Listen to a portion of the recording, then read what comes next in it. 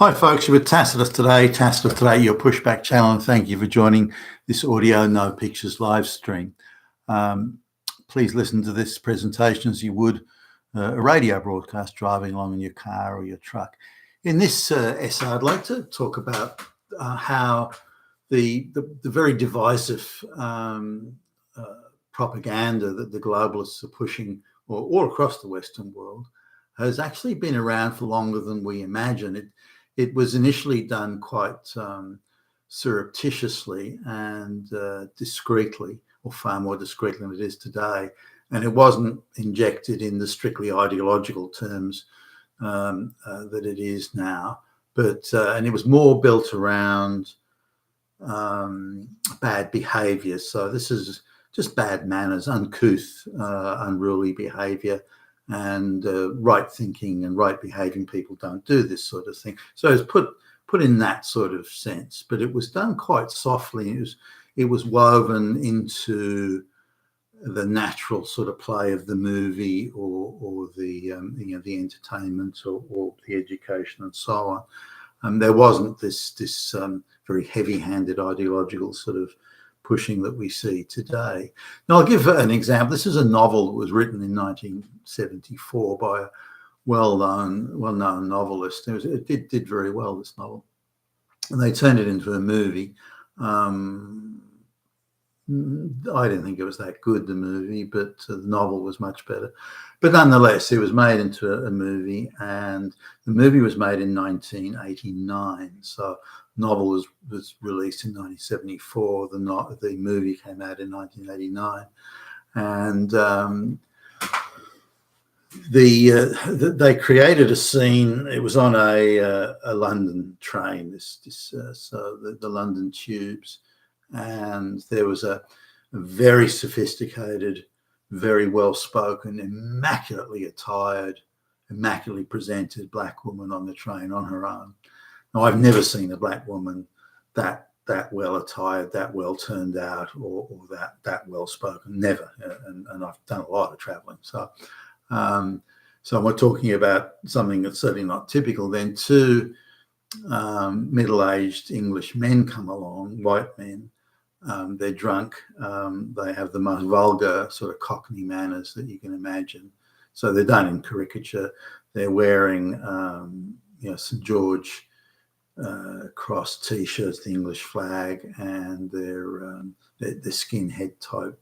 There's a swastika supposedly tattooed into one of their heads, and they're carrying the British flag, the Union Jack. So they decide they're going to harass this immaculately presented black woman who's got an IQ.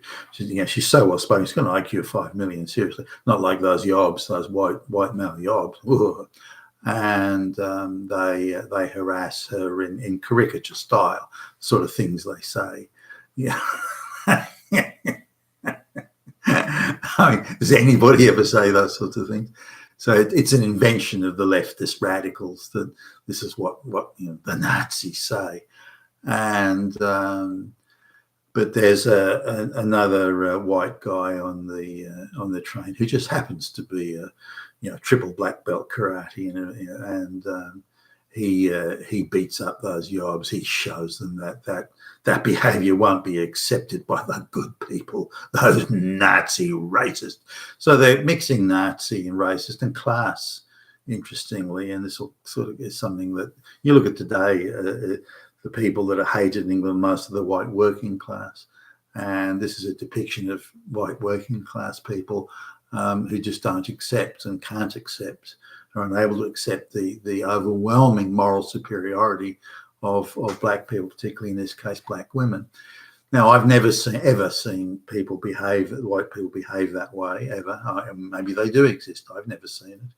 And I've been near sort of football matches in Britain, and so I probably would have seen this sort of thing if it was around.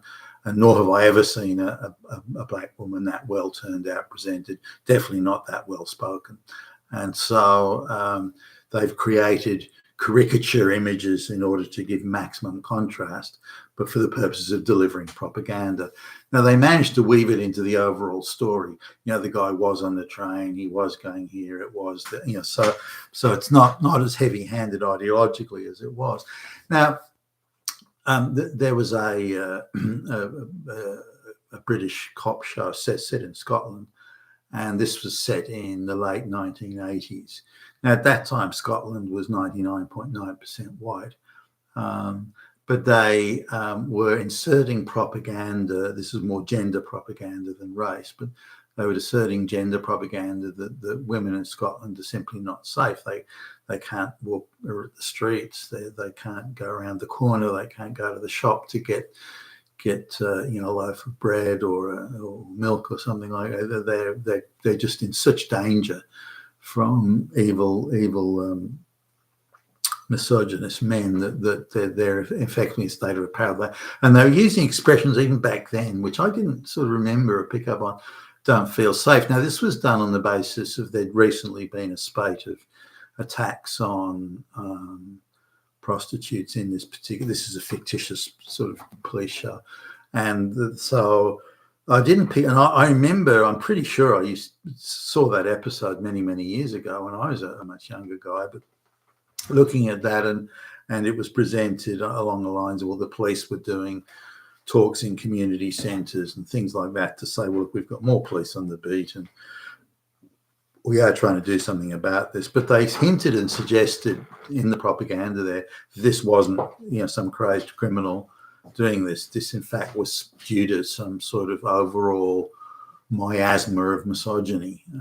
So the propaganda was around even then.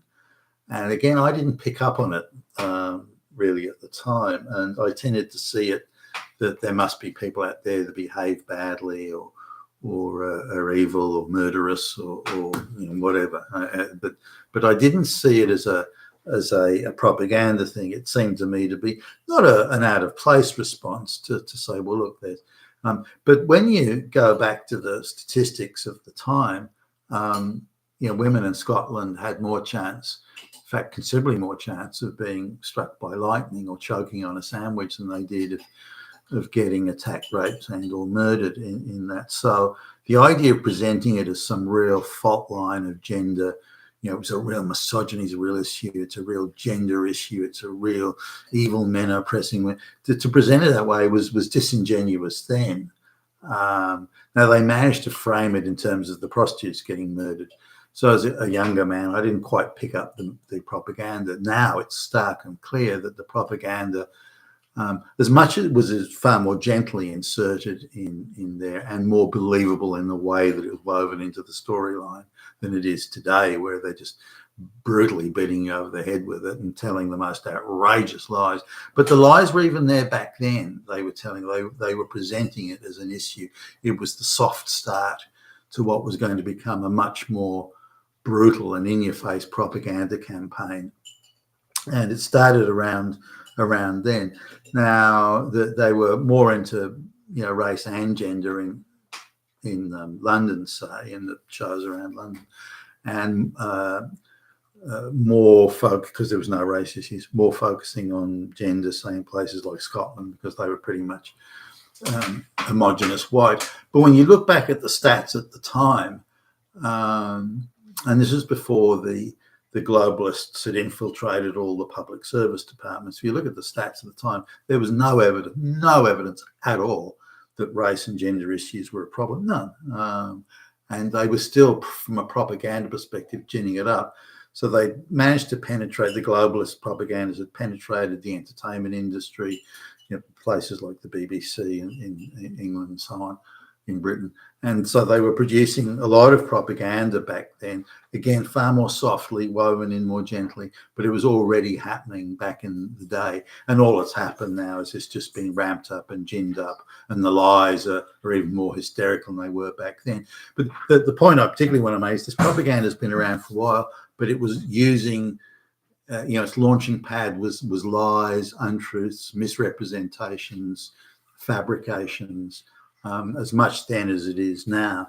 These so-called, you know, Nazis were everywhere, swastika waving, Nazi saluting. People are everywhere. They're not, and they never were. These people never existed.